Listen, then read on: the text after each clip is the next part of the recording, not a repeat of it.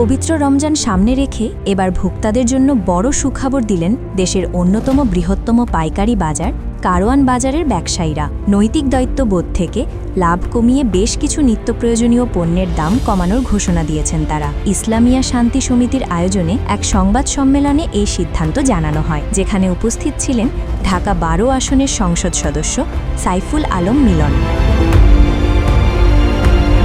সংবাদ সম্মেলনে মাংস ব্যবসায়ীরা জানান, এখন থেকে প্রতি কেজি গরুর মাংস ৩০ টাকা কমিয়ে ৭৫০ টাকায় বিক্রি হবে। চাল ব্যবসায়ীরা তাদের লাভের অংশ ১ টাকা কমিয়ে মিনিকেট চাল ৮০ টাকায় বিক্রির ঘোষণা দেন। এছাড়া প্রতিটি লেবুতে ২ টাকা এবং ৫ লিটার তেলের বোতলে ৫ টাকা ছাড় দেওয়ার কথা জানান বিক্রেতারা। এমনকি চিনি ও প্যাকেটজাত পানীয় ট্যাংয়ের দামও কমানোর সিদ্ধান্ত নিয়েছেন তারা।